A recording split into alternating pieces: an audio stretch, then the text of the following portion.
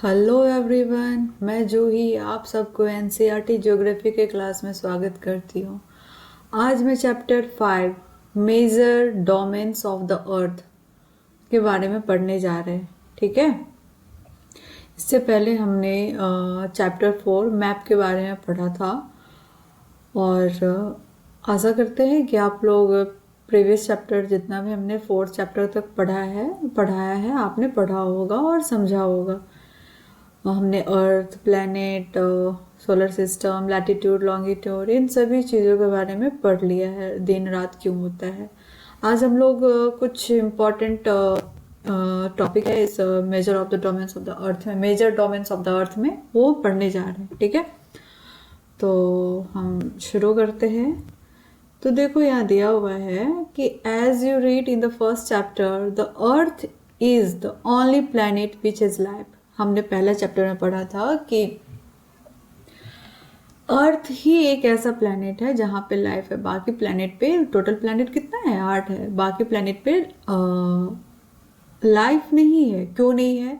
क्योंकि वहाँ पे एयर नहीं है, वाटर नहीं है, लैंड नहीं है। इन सब चीज़ों जो हमें नेसेसरी है लाइफ के लिए, लाइफ सर्वाइवल के लिए, वो वहाँ नहीं है जो सिर्फ अर्थ पे है। तो इसीलिए अर्थ के ही एक ऐसा प्लेनेट है जहाँ पे लाइफ है। Human being can live here because the life sustain element of land, water, air are present of the earth. कह रहा है ह्यूमन बींग की जो लाइफ जीने के लिए जो बेसिक एलिमेंट जो चाहिए, जो कि लैंड, वाटर, एयर है, वो अर्थ पे है। ये हमने पहले चैप्टर में भी पढ़ा था और इस चैप्टर में भी दिया हुआ है। आगे दिया हुआ है the surface of the earth is a complex zone in which 3 main component of the environment meet, overlap and interact. कह रहा है अर्थ के जो सरफेस पे 3 मेन कंपोनेंट है जो हम लोगों के लाइफ के लिए नेसेसरी है। 3 मेन कंपोनेंट कौन कौन सा? एनवायरमेंट ओवरलैप करता है और इंटरेक्ट करते हैं, यानी कि एनवायरमेंट एयर हो गया, वाटर हो गया और लैंड हो गया। ये सब क्या होता है? इन्वायरमेंट ओवरलैप इंटरेक्ट में आता है, इंटरेक्ट कर। The solid portion of the earth on which we live is called lithosphere.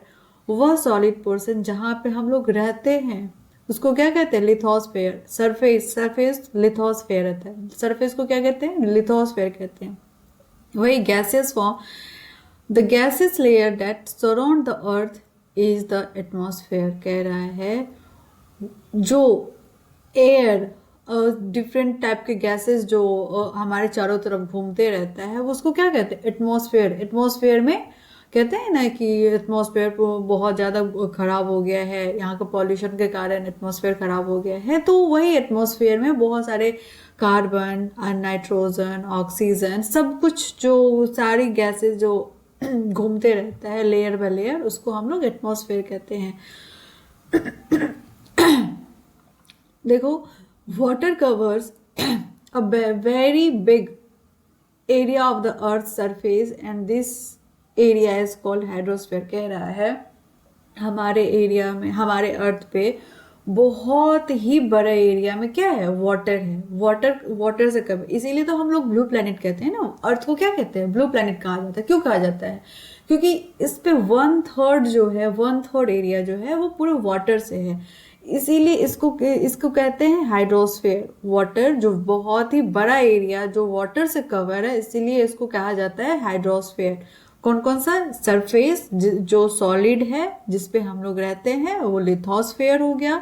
Atmosphere जहाँ पे गैस होता है, डिफरेंट टाइप के गैसेस का लेयर बना हुआ रहता है, उसको एटमॉस्फेयर कहते हैं। हाइड्रोस्फीयर जहाँ पे वाटर ही पूरे लार्ज एरिया में वाटर रहता है, उसको हाइड्रोस्फीयर कहते हैं।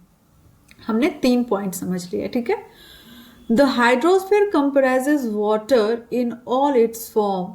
जरूरी नहीं है कि पूरा पानी में ही होगा। हाइड्रोस्फीयर में बहुत अलग अलग टाइप के फॉर्म में हो सकता है पानी, जैसे कि आइस भी हो सकता है, वाटर भी हो सकता है, वाटर वेपर भी हो सकता है। तो डिफरेंट टाइप के फॉर्म में पानी रहता है, उसको हाइड्रोस्फीयर कहते हैं।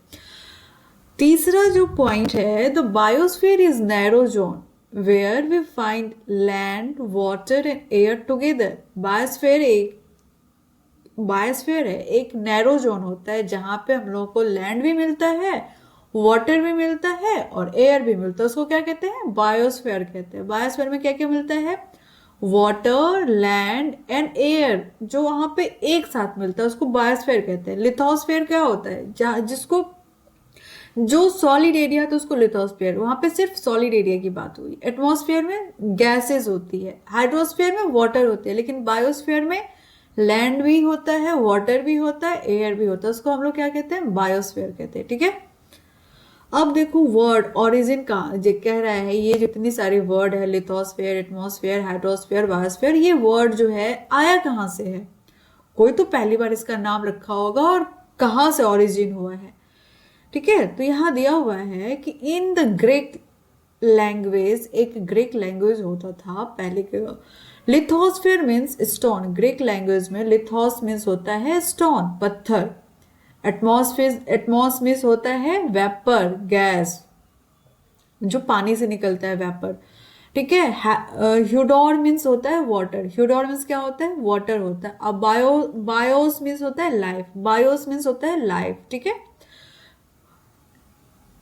लिथोस मीन्स स्टोन हो गया, एटमॉस मीन्स हो गया वेपर, ह्यूडोर मीन्स हो गया वाटर एंड बायोस मीन्स हो गया, बायोस मीन्स लाइफ हो गया। ठीक है, अब हम लोग वन बाय वन ये जितने भी 4 पॉइंट पढ़े हैं वन बाय वन इसके बारे में पढ़ेंगे। अच्छे से एक्सप्लेन जो दिया, एक्सप्लेनेशन किया हुआ है उसको समझेंगे कि क्या क्या दिया हुआ है।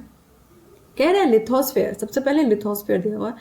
Lithosphere, the solid portion of the earth is called, कह रहा है अर्थ का जो सॉलिड पोर्शन होता है उसको हम लोग लिथोस्फेयर कहते हैं।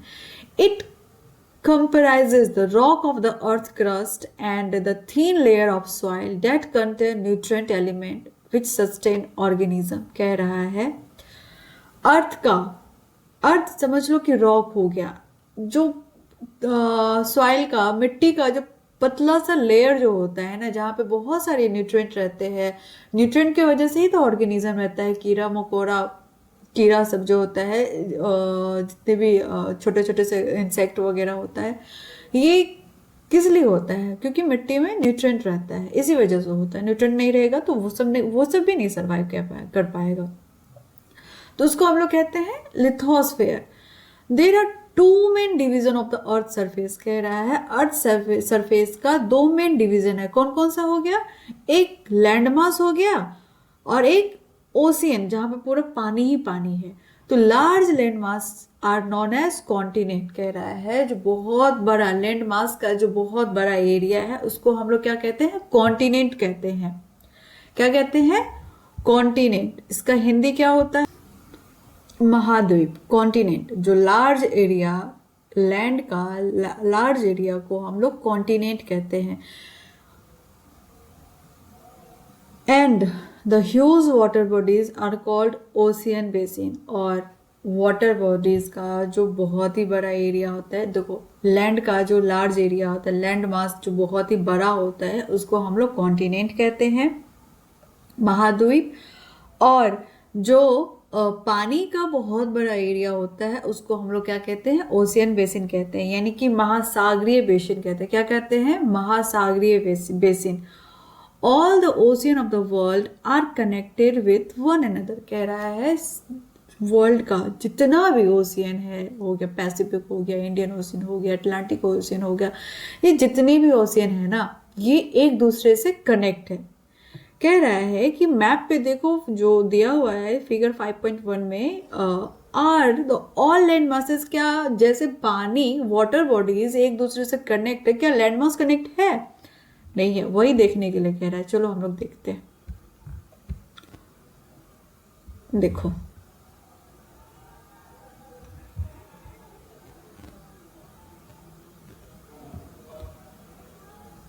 देखो ओशियन, देखो यहाँ पे ये हो गया अटलांटिक ओशन हो गया, इंडियन ओशन हो गया, सॉदर्न ओशन, ये देखो पैसिफिक ओशन, ये सारे वाटर बॉडी जो है ना एक दूसरे से कनेक्ट है। लेकिन ये देखो कॉन्टिनेंट, कॉन्टिनेंट ये जो हो गया Asia, Europe, Africa, south America, north America,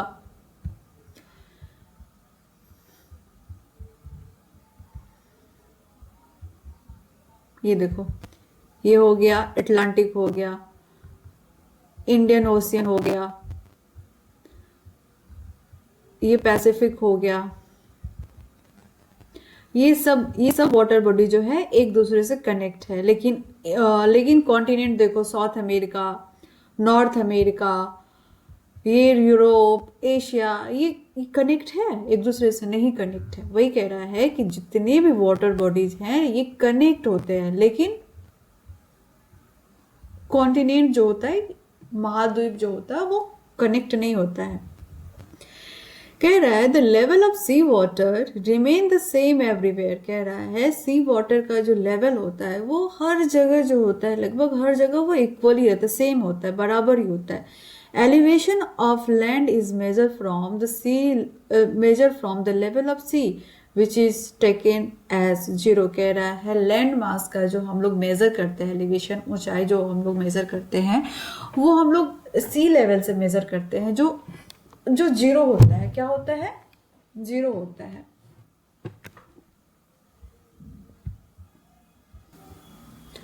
वो हम लोग आगे चलते हैं, ठीक है। ये हमने मैप देख लिया। ओके, आगे और भी आएगा, फिर हम लोग देखेंगे। हाँ देखो, दिया हुआ है the highest mountain peak Mount Everest is 8848 metre above the sea level. कह रहा है जो सबसे ऊंचा माउंटेन पीक कौन सा है? माउंट एवरेस्ट है। ये हमने आपने बचपन से ही सुना होगा, माउंट एवरेस्ट सबसे ऊंचा पीक होता है, माउंट एवरेस्ट सबसे ऊंचा पीक है। ये इसका हाइट कितना है? 8848 मीटर है। कहाँ से? सी लेवल से। हम लोग मेजर कहाँ से करते हैं? सी लेवल से करते हैं मेजर। तो 8848 मीटर है। The greatest depth of 11,022 metre is recorded at Mariana Trench in the Pacific Ocean. कह रहा है मरियाना ट्रेंच। पैसिफिक ओशन कहाँ है? चलो देखते हैं। ये रहा पैसिफिक ओशन। पैसिफिक ओशन का सबसे गहरा जो ट्रेंच है उसको क्या कहते हैं? मरियाना ट्रेंच है। कितनी गहराई है इसकी? 11,022 मीटर की गहराई है। कितनी गहराई है? 11,022 मीटर की गहराई है। किसकी? मरियाना ट्रेंच की। सबसे ऊंचा पीक कौन सा है? माउंट एवरेस्ट है, जिसकी हाइट है 8848 मीटर, ठीक है, अबव द सी लेवल। कह रहा है could you imagine that depth of sea is much more than the highest point. कह रहा है कि क्या आपने कभी इमेजिन किया है, सोचा है कि जो सी का जो डेप्थ होता है, क्या हाईएस्ट पॉइंट इससे भी हाईएस्ट पॉइंट हो सकता है? क्या इससे ज्यादा हो सकता है? क्या कभी आपने मेजर किया है?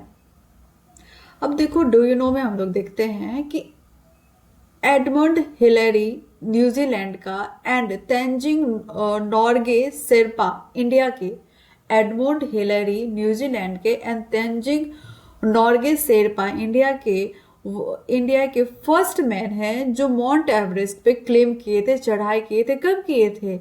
29 मई 1953 को, 29 मई 1953 को एडमंड हिलेरी जो न्यूजीलैंड के हैं और इंडिया के तेंजिंग नॉर्गे शेर्पा जो फर्स्ट टाइम माउंट एवरेस्ट को क्लेम किए थे, चढ़ाई किए थे। उसके बाद जुनको तेबी, जापान के जुनको तेबी was the first woman to reach the summit on 16th May 1975। Japan की पहली वुमेन जिनका नाम है जुनको तेबी, वो माउंट एवरेस्ट पे 16 मई 1975 में चढ़ाई किया था। और इंडिया की फर्स्ट वुमेन कौन है? इंडिया की मेन में हो गया तेंजिंग नॉर्गे शेर्पा, और फीमेल में हो गया the first Indian women to claim the highest peak on 23 May 1984 was Bachendri Pal first women India की है जो माउंट एवरेस्ट पे 1984 में क्लेम किया था, चढ़ाई की थी, ठीक है। ये तीनों फैक्ट याद रखना है। अब हम लोग आगे चलते हैं। अब हम लोग कॉन्टिनेंट के बारे में पढ़ेंगे। कह रहा है कि देयर आर 7 मेजर कॉन्टिनेंट। कितना कॉन्टिनेंट है? 7 मेजर कॉन्टिनेंट है। कौन कौन सा है? कह रहा है कि आगे पढ़ते हैं, there are separated by large water body. ये जो 7 मेजर कॉन्टिनेंट है वो लार्ज वाटर बॉडी से ये अलग हुआ है। दिस कॉन्टिनेंट आर कौन कौन से कॉन्टिनेंट है? Asia, Europe, Africa, north America, south America, Australia and Antarctica. कौन कौन सा? एशिया, जिस कॉन्टिनेंट में हम लोग हैं, Europe, Africa, north America, south America, Australia and Antarctica, ये 7 मेजर कॉन्टिनेंट है। Look at the map of the world, कह रहा है इस मैप पे देखो कौन कौन सा कॉन्टिनेंट हो गया। हम लोग कलर चेंज कर लेते हैं इसको। देखो, एक north America, south America, Antarctica, Africa, Europe, Asia and Australia, ये 7 मेजर कॉन्टिनेंट हो गया। ठीक है,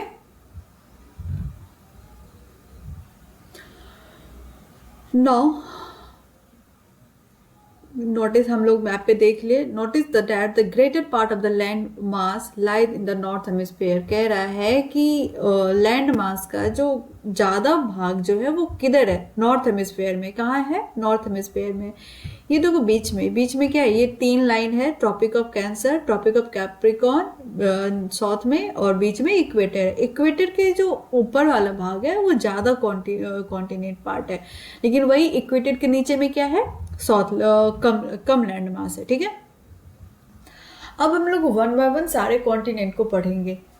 कह रहे Asia is the largest continent. Asia क्या है? लार्जेस्ट कॉन्टिनेंट है, सबसे बड़ा कॉन्टिनेंट है, महाद्वीप है। ठीक है, it cover about 1/3 of the total land area of the earth. कह रहा है कि अर्थ का 1/3 एरिया जो है वो एशिया का है। अर्थ का 1/3 लैंड जो है, लैंड मास जो है वो एशिया में है। The continent lies in the eastern hemisphere. Continent कहाँ लाई करता है? Eastern hemisphere. देखो, ये देखो एशिया, एशिया एक आ गया ना, ये एशिया, ये येलो वाला, ये ईस्टर्न हेमिस्फीयर में आ गया। ठीक है, the Tropic of Cancer passes through this continent. Asia continent से कौन सा लाइन पास करता है? तो ट्रॉपिक ऑफ कैंसर। ठीक है, हमने देख लिया, ये भी देख लिया। Asia is separated from the Europe by the Ural mountain. Asia किससे सेपरेट किया गया है? यूराल माउंटेन है यूरोप का, उससे सेपरेट किया गया है। ठीक है, इन द वेस्ट में the combined land mass of Europe and Asia is called the Eurasia. जब हम एशिया के लैंडमास और यूरोप के लैंडमास को जब हम एक साथ जोड़ देते हैं तो उसको हम किस नाम से जानते हैं? यूरेशिया के नाम से। Europe plus Asia, Eurasia. Now हम लोग अब सेकेंड कॉन्टिनेंट पे चलते हैं, Europe. Europe is much smaller than Asia. Europe क्या है? एशिया से छोटा है। The continent lies to the west of Asia. Europe जो है एशिया के वेस्ट में है। Arctic Circle passes through it. Arctic Circle इससे पास होता है। देखो, ये रहा यूरोप पिंक से, और इसके ऊपर देखो आर्कटिक सर्कल है, ये आर्कटिक सर्कल पास करता है। ठीक है,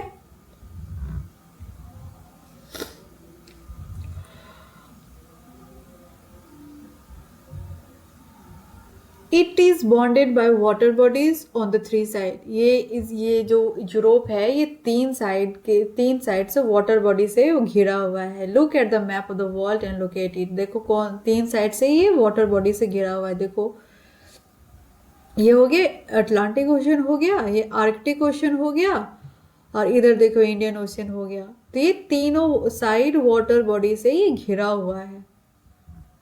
ठीक है, अब हम लोग थर्ड कॉन्टिनेंट पे चलते हैं, Africa. Africa is the second largest continent after Asia. Asia के बाद अफ्रीका जो है सेकेंड लार्जेस्ट कॉन्टिनेंट है, महाद्वीप है। द इक्वेटर और the zero latitude run almost through the middle of the continent. कह रहा है कि अफ्रीका के बीचों बीच इक्वेटर की लाइन पास करती है। The large part of Africa lie in the northern hemisphere. Africa का लार्ज पार्ट जो है, सबसे बड़ा एरिया जो है अफ्रीका का, जो सबसे ज्यादा एरिया है वो इक्वेटर के नॉर्थ में पड़ता है, ठीक है। It at the figure 5.1 you will find that it is the only continent through which the Tropic of Cancer, Equator and Tropic of Capricorn कह रहा है कि अफ्रीका केवल केवल एक ही ऐसा कॉन्टिनेंट है जिससे ट्रॉपिक ऑफ कैंसर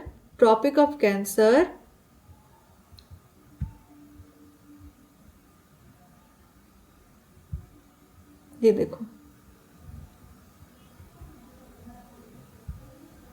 ये देखो, अफ्रीका ये रहा, अफ्रीका ये रहा। अब देखो इसका Tropic of Cancer, equator and Tropic of Capricorn, ये तीनों लाइन पास करता है, ठीक है।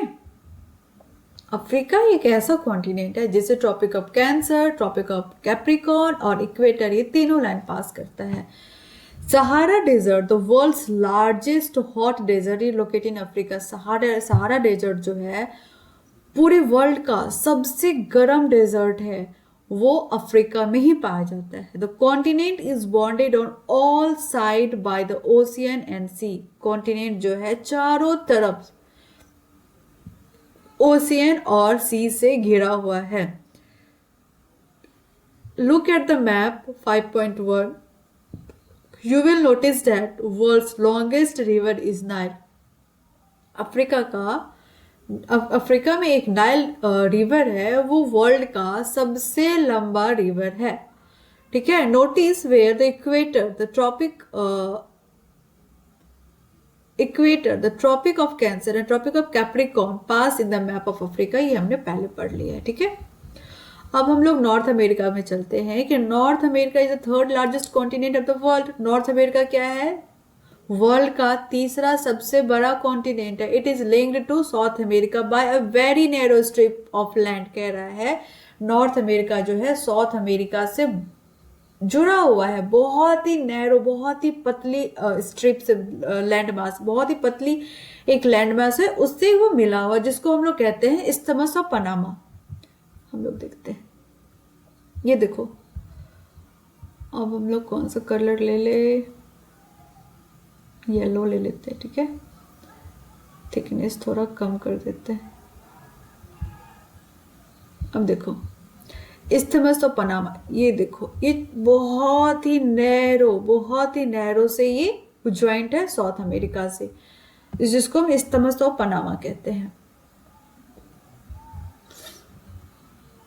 हाँ, the continent lies completely in the northern and western hemisphere. जो नॉर्थ अमेरिका है वो टोटली जो है नॉर्थ हेमिस्फीयर में और वेस्टर्न हेमिस्फीयर में ये लाई करता है। 3 ocean surrounded this continent, can you name this ocean. कह रहा है ये 3 ओशियन से घिरा हुआ है, क्या आप इन तीनों ओशियन का नाम बता सकते हो? तो चलो देख लेते हैं नाम, कौन कौन सा है। एक पैसिफिक हो गया, एक सॉदर्न अटलांटिक ओशन हो गया, और एक सॉदर्न ओशन हो गया, और ये कौन सा हो गया? ये अटलांटिक ओशन हो गया, ठीक है। तो ये तीनों तरफ ये ओशियन से घिरा हुआ है।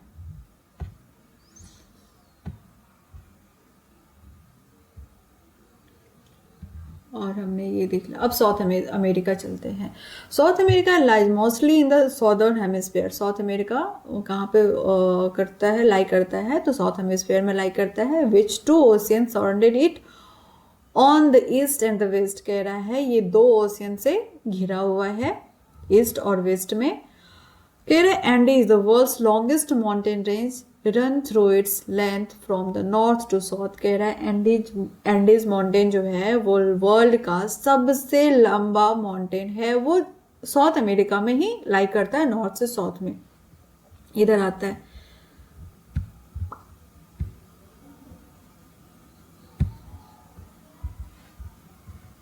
ये इधर से यहां से लेकर के ये इधर जो है वो एंडीज माउंटेन लाई करता है, ठीक है। ये नॉर्थ से साउथ की ओर, ठीक है।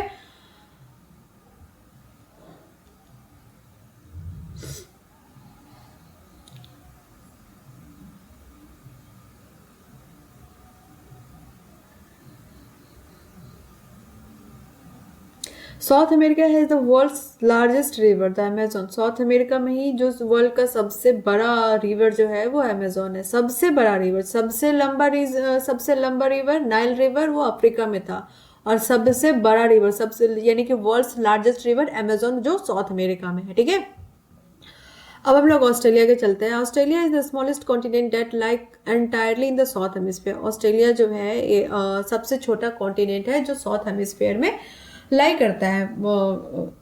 ठीक है, it is surrounded on all side by the ocean. ये चारों तरफ ये ओशियन से घिरा हुआ है। It is called island continent, इसीलिए इसको हम आइलैंड कॉन्टिनेंट भी कहते हैं। चारों तरफ आइलैंड किसको कहते हैं, जो चारों तरफ वो वाटर बॉडी से घिरा हुआ रहता है, इसीलिए ये कॉन्टिनेंट ऑस्ट्रेलिया भी जो चारों तरफ वो वाटर बॉडी से घिरा हुआ, ओशियन से घिरा हुआ है, इसीलिए आइलैंड कॉन्टिनेंट भी कहते हैं। अब हम लोग अंटार्कटिका चलते हैं, तो Antarctica completely in the southern hemisphere. Antarctica जो है ये कंप्लीटली पूरा ये साउथ हेमिस्फीयर में ही है। ये देखो अंटार्कटिका है ना, ये अंटार्कटिका साउथ हेमिस्फीयर में ही है Antarctica.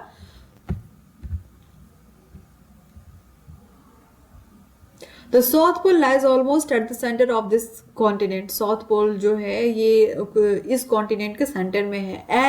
As it is located in the South Pole region, it is permanently covered with thick ice sheet. कह रहा है ये सबसे साउथ पोल में पानी के कारण, ये सबसे सॉदर्न रीजन में होने के कारण ये पूरा जो एरिया जो है ना वो बहुत ही मोटा आइस सीट से कवर है, ढका हुआ है। There is no permanent human settlement, यहाँ पे कोई भी परमानेंटली नहीं रह सकता है कोई।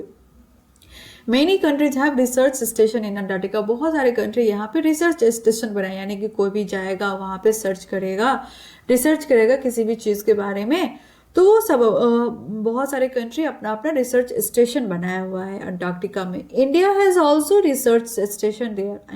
इंडिया का भी रिसर्च स्टेशन वहाँ पे है। There are named as Maitri and Dakshin Gangotri, जिसका नाम क्या है, मैत्री और दक्षिण गंगोत्री जो है इंडिया का रिसर्च सेंटर है। कहाँ पे है, अंटार्कटिका में है। कहाँ पे है, अंटार्कटिका में। ठीक है, अब हम लोग हाइड्रोस्फीयर के बारे में पढ़ेंगे। ठीक है, हमने लिथोस्फीयर के बारे में पढ़ लिया, अब हाइड्रोस्फीयर के बारे में पढ़ेंगे। Earth is called blue planet.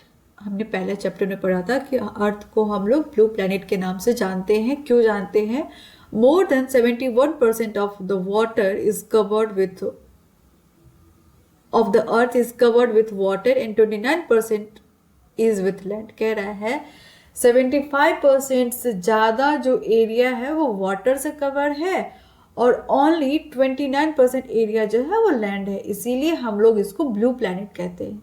Hydrosphere consist of water in all it's form. Hydrosphere क्या कंसिस्ट करता है, वाटर कंसिस्ट करता है। इसमें बहुत सारे फॉर्म, वाटर के बहुत सारे फॉर्म इंक्लूड हैं, जैसे कि ग्लेशियर हो गया, आइस हो गया, वाटर हो गया, वेपर हो गया, अंडरग्राउंड वाटर हो गया।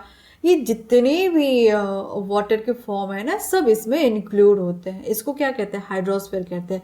मोर than 97% of the earth water is found in the ocean and is too salty for human use. कह रहा है 97% से ज्यादा जो पानी है वो अर्थ का, वो ओशियन का है। कौन सा, किसका पानी है, ओशियन का। वो सॉल्टी वाटर है जो ह्यूमन के लिए यूजफुल नहीं होता है। सॉल्टी वाटर कोई पी सकता है क्या, नहीं पी सकता है। A large proportion of the rest of the water is in the form of ice sheet and glacier or under the ground and a very small percentage available of fresh water। कह रहा है large portion of the water का, जो बहुत ही ज़्यादा portion जो है water का, वो किस किस चीज़ में है, वो आइस शीट में है, ग्लेशियर में है, अंडरग्राउंड वाटर में। अब बहुत कम परसेंटेज में वो अवेलेबल वाटर है, पीने वाला पानी जो है बहुत कम परसेंटेज में। फ्रेश वाटर जो हमारे यूज का है वो बहुत कम परसेंटेज है। वो कितना परसेंट देखो, फ्रेश वाटर ओनली 2% है। फ्रेश वाटर कितना है, ओनली 2.5% है। ठीक है, देखो अब ये कॉन्टिनेंट का दिखाया गया है कि साइज के अकॉर्डिंग सबसे बड़ा एशिया हो गया, उससे छोटा अफ्रीका, सेकेंड लार्जेस्ट अफ्रीका हो गया, third largest North America, then South America, Europe, Australia. Australia देखो चारों तरफ वाटर बॉडी से घिरा हुआ है। ये अंटार्कटिका हो गया, ठीक है, ये साइज के अकॉर्डिंग दिया गया है। Now hence despite being a blue planet we face a shortage of water। Blue planet हम लोग कह रहा है कि इतना पानी होने के बावजूद भी, ब्लू planet होने के बावजूद भी हम लोगों को पानी की कमी रहती है। क्यों कमी रहती है? क्योंकि हम लोग नमकीन वाटर तो पी नहीं सकते और फ्रेश वाटर कितना है? ओनली 2.5% है। इसी वजह से पानी की शॉर्टेज रहती है, ठीक है।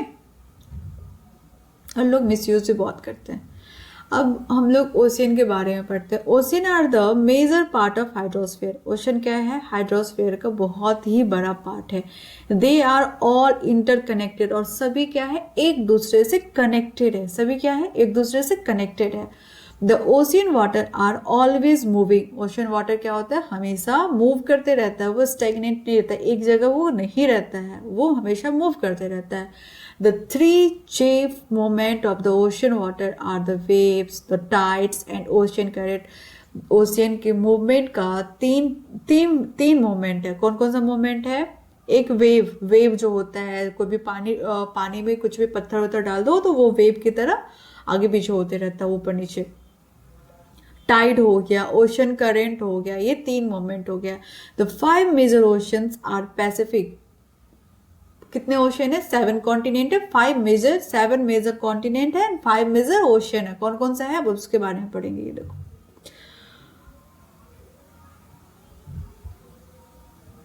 Pacific ocean, Atlantic ocean, Indian ocean, southern ocean and Arctic ocean.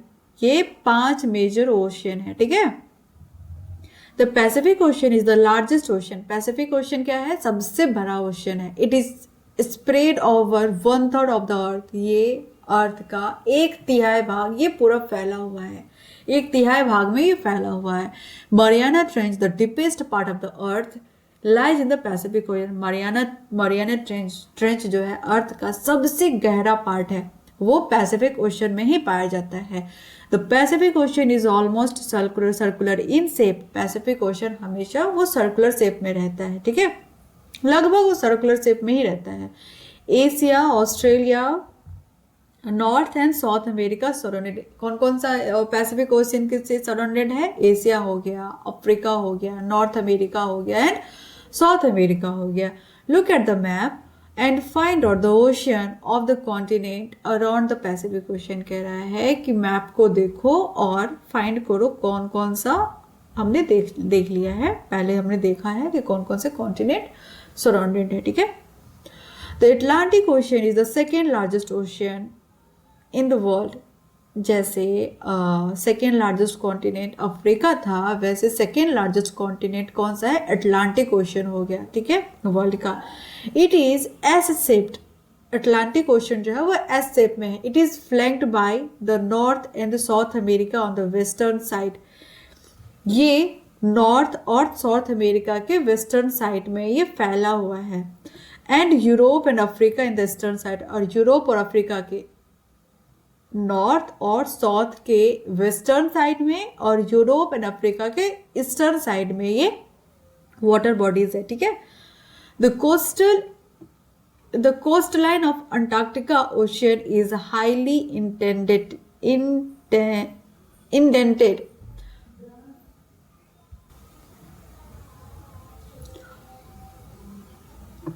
The coastline of Atlantic Ocean is highly indented.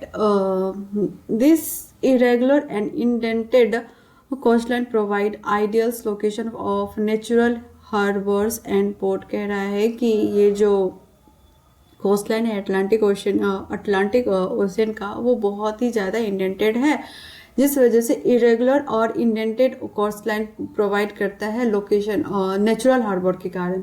देखो कहाँ गया।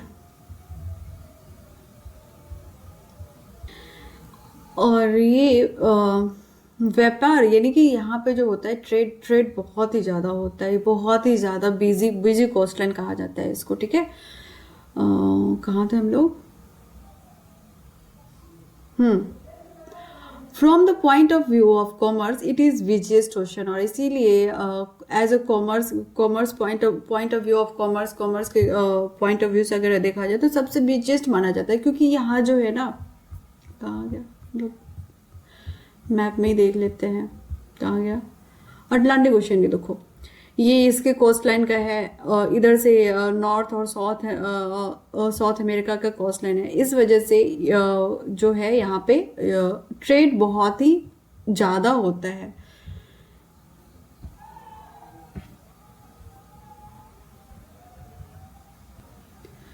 The Indian ocean is the only ocean named after a country. कह रहा है इंडियन ओशन केवल एक ही ऐसा ocean है जो किसी कंट्री के नाम से रखा गया है, जो कि है वो इंडिया के नाम से वो इंडियन ओशन नाम पड़ा है। The shape of ocean is almost triangular. Indian ocean का शेप जो है वो कैसा है, ट्रायंगुलर है, ये याद रखना है, कैसा शेप है, ट्रायंगुलर है, ठीक है। In the north it is bounded by Asia, north में एशिया से घिरा हुआ है। In the west Africa and the east by Australia, ये नॉर्थ में एशिया से घिरा हुआ है, वेस्ट में हो गया अफ्रीका से, और ईस्ट में ऑस्ट्रेलिया से घिरा हुआ है।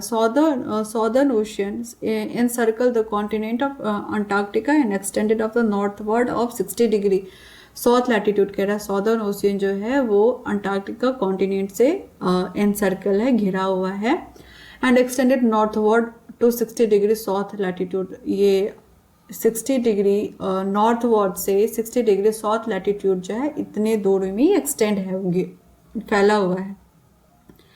No, Arctic Ocean is located within the Arctic Circle and surrounded by the North Pole. Arctic Ocean जो है वो आर्कटिक सर्कल से घिरा हुआ है, चारों तरफ फैला हुआ है, और नॉर्थ पोल के चारों तरफ घिरा हुआ है, सराउंडेड है। It is connected with the Pacific Ocean by a narrow stretch of shallow water known as Bering Strait। और ये जो है बहुत ही नैरो, बहुत ही पतला स्ट्रेच से ये कनेक्टेड है, किससे, पैसिफिक ओशियन से कनेक्टेड है, और उस स्टेट को कहते हैं बेरिंग स्टेट कहते हैं। क्या कहते हैं, बेरिंग स्टेट कहते हैं। It is bounded by northern coast of North America and Eurasia, और ये नॉर्दर्न कोस्ट ऑफ किसका है, नॉर्थ अमेरिका और यूरेशिया का है, यूरोप प्लस एशिया यूरेशिया का है, ठीक है। नौ अब हम लोग एटमॉस्फेयर पढ़ेंगे, उसके बाद बायोस्फेयर, उसके बाद कंप्लीट हो जाएगा। हम लोग जल्दी जल्दी पढ़ लेते हैं, ठीक है। The earth atmosphere, earth is surrounded by a layer of gas called atmosphere. Earth पे जो चारों तरफ गैस का लेयर जो बना हुआ है उसको हम एटमॉस्फेयर कहते हैं।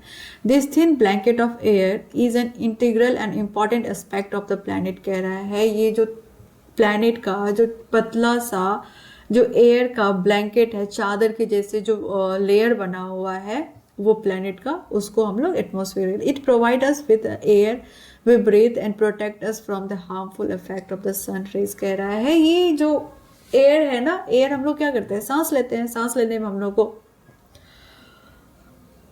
इजी होता है, एंड प्रोटेक्ट करता है किससे, हार्मफुल गैसेस से, और सन से जो हार्मफुल इफेक्ट रेज आती है, हार्मफुल रेज जो आती है उससे भी प्रोटेक्ट करता है। The atmosphere extended up to a height of about 1600 kilometre. Atmosphere कितने में एक्सटेंड है, कितने में फैला हुआ है, 1600 किलोमीटर में फैला हुआ है। The atmosphere is divided into 5 layer. Atmosphere कितने में डिवाइडेड है, 5 लेयर में divided, based on composition, temperature and other properties. ये कंपोजिशन, टेम्परेचर, अदर प्रॉपर्टीज के अकॉर्डिंग ये 5 भागों में बटा हुआ है, ठीक है। This layer is starting from earth surface is called troposphere. यह लेयर शुरू होता है अर्थ सरफेस से, जो सबसे पहला एटमॉस्फेयर होता है, एटमॉस्फेयर का लेयर होता है, वो क्या होता है, ट्रोपोस्फेयर होता है। उसके बाद स्ट्रेटोस्फेयर होता है। कौन कौन सा होता है, ट्रोपोस्फेयर, उसके बाद stratosphere, then mesosphere, mesosphere, thermosphere and exosphere. कौन कौन सा हो गया, troposphere, stratosphere, mesosphere, thermosphere, exosphere, ठीक है। नीचे से हम लोग लेके चलते हैं, अर्थ से सरफेस से। The atmosphere is composed mainly of nitrogen and oxygen. Atmosphere जो बना हुआ है मेनली इसमें कौन सी गैस होती है नाइट्रोजन और oxygen, which makeup 99% of the clean dry air, जो कि 99% क्लीन और ड्राई एयर है, ठीक है। नाइट्रोजन 78% एंड ऑक्सीजन 21% है। नाइट्रोजन कितने परसेंट है? 78%। एंड ऑक्सीजन कितना परसेंट पाया जाता है? 21%। And other gases like carbon dioxide, argon and other comparison 1% by volume, उसका सिर्फ 1% है। दूसरे गैसेज जो है, जो कार्बन डाइऑक्साइड, आर्गन और अदर गैसेज जो है, वो सिर्फ 1% है। Oxygen is breath of life, while nitrogen help in the growth of living organism. कह रहा है ऑक्सीजन हम लोग जो सांस लेते हैं, इसीलिए हम लोग को सांस लेने में ये मदद करता है। वही नाइट्रोजन जो है वो लिविंग ऑर्गेनिज्म को के ग्रोथ में वो बहुत हेल्पफुल होता है। Carbon dioxide the present in minute amount, carbon dioxide बहुत ही कम है, is important as it absorb hot heat radiate by the earth, thereby keeping the planet warm. It is also essential for the growth of planet। कह रहा है carbon dioxide जो है वो बहुत ही माइन्यूट में जो है वो है जो ऑब्जॉर्ब होता है। कैसे ऑब्जॉर्ब होता है? ये हीट जो होता है, सन से जो हीट आती है, हीट रेडिएट जो होता है उससे ऑब्जॉर्ब होता है और अर्थ हमारा वार्म हो जाता है, गर्म हो जाता है। ये जो है प्लांट के लिए एसेंशियल भी है, ग्रोथ के लिए एसेंशियल भी, जरूरी भी है। क्योंकि हम लोग कार्बन डाइऑक्साइड कौन लेता है? प्लांट लेता है। और हम लोग क्या लेते हैं? ऑक्सीजन लेते हैं। लेकिन जब ज़्यादा हो जाता है तो ये हार्मफुल हो जाता है, ठीक है। लेकिन यहाँ पे हार्मफुल के बारे में नहीं दिया गया। The density of atmosphere is varies with height. कह रहा है एटमोसफेयर की डेंसिटी जो है वो हाइट के अकॉर्डिंग बढ़ते जाता है। It is maximum at the sea level पे बहुत ही ज्यादा होता है। And decreases rapidly as we go up, जैसे जैसे हम ऊपर जाते हैं तो ये कम होता है। You know, the climbers experience problem in breathing due to this decreasing the density of air। कह रहा है जैसे कि कोई भी जो पहाड़ पे जो चढ़ने जाता है ना, तो वो जैसे जैसे ऊपर हाइट की तरफ जाता है तो उसको सांस लेने में बहुत दिक्कत होती है। क्यों दिक्कत होती है? क्योंकि एयर की जो डेंसिटी है वो कम होती जाती है। They have to carry with them oxygen, इसीलिए वो ऑक्सीजन सिलेंडर साथ में लेके चलता है। The temperature also decreases as we go upward। Temperature भी डिक्रीज होता है जैसे जैसे हम ऊपर जाते हैं, टेम्परेचर भी घटता जाता है। तभी तो ऊपर में ज़्यादा ठंडा लगता है, पहाड़ी एरिया में ज़्यादा ठंड लगती है।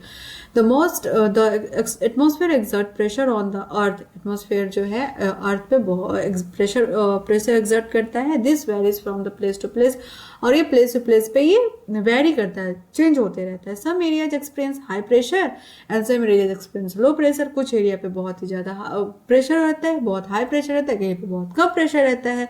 Air move from high pressure to low pressure, और हवा हाई प्रेशर से लो प्रेशर में मूव करता है। Moving air is known as wind, और जो एयर मूव करता है उसको क्या कहते हैं? विंड कहते हैं। अब हम लोग बायोस्फीयर के बारे में पढ़ेंगे। डोमेन्स ऑफ लाइफ कह रहा है कि लाइफ कैसे पॉसिबल है। तो biosphere is a narrow zone of contact between the land, water and air. कह रहा है बायोस्फीयर वह नैरो जोन है जहाँ पे तीनों चीज मिलता है, लैंड भी मिलता है, वाटर भी मिलता है, एयर भी मिलता है। It is in this zone that life कह रहा है ये वो जोन है जिस जहाँ पे लाइफ होता है, लाइफ पॉसिबल है। That is a unique in this planet exist. ये कह रहा है प्लैनेट का ये यूनिक है, जितने भी प्लैनेट है उसका ये यूनिक है, जो यहाँ पे बायोस्फीयर सब कुछ मिलता है। क्योंकि यहाँ पे लाइफ सर्वाइवल है, इसीलिए तो सब कुछ मिलता है ना। अगर ये सब चीज नहीं मिलेगा तो क्या लाइफ पॉसिबल है? नहीं पॉसिबल है। There are several species of organism that vary in the size from microbes and bacteria to huge mammals। कह रहे इसीलिए यहाँ पे छोटे से छोटे ऑर्गेनिज्म भी पाया जाता है और बड़ा बड़ा ह्यूज एनिमल्स भी पाया जाता है। All the living organism including humans are linked to each other and the biosphere offer survival. कह रहे हैं सारी लिविंग ऑर्गेनिज्म जो लिविंग है, सारे लिविंग ऑर्गेनिज्म इंक्लूडिंग ह्यूमन यानी कि इंसान भी, वो सब एक दूसरे से कनेक्टेड है बायोस्फीयर में फॉर सर्वाइवल के लिए, ठीक है। The organism in the biosphere may broadly be divided into the planet kingdom।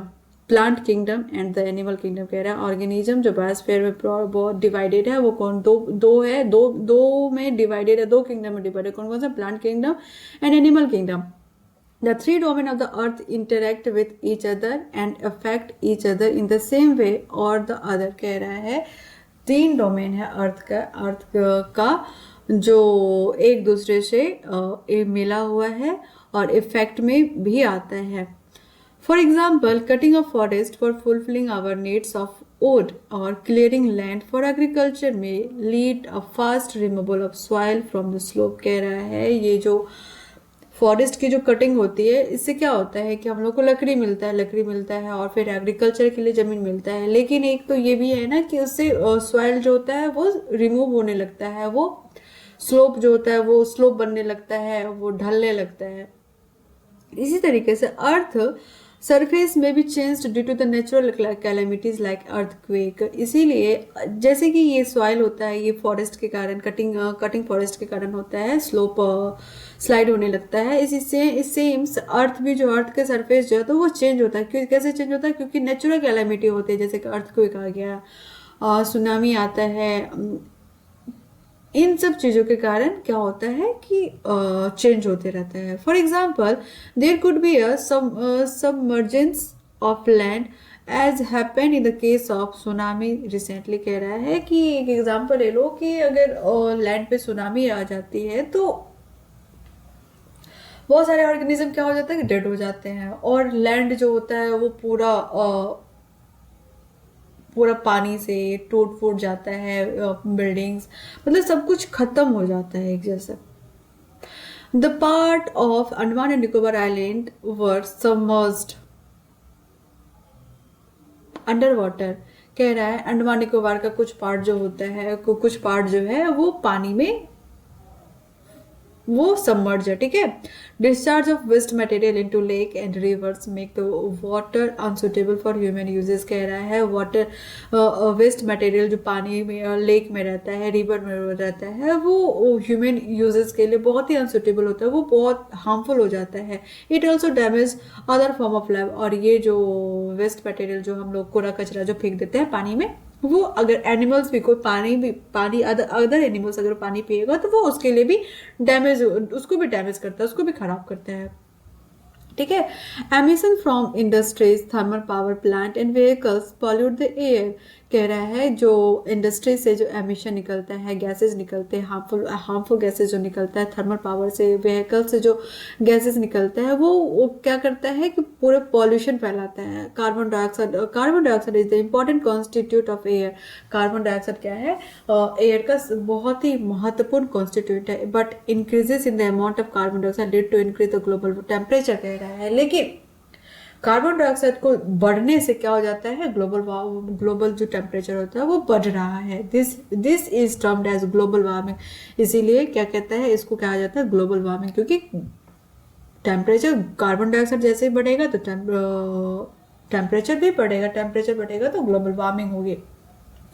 There is thus a need to limit the use of resources of the earth to maintain a balance of nature between domains of the lithosphere, atmosphere and hydrosphere। इसीलिए कहता है कि अर्थ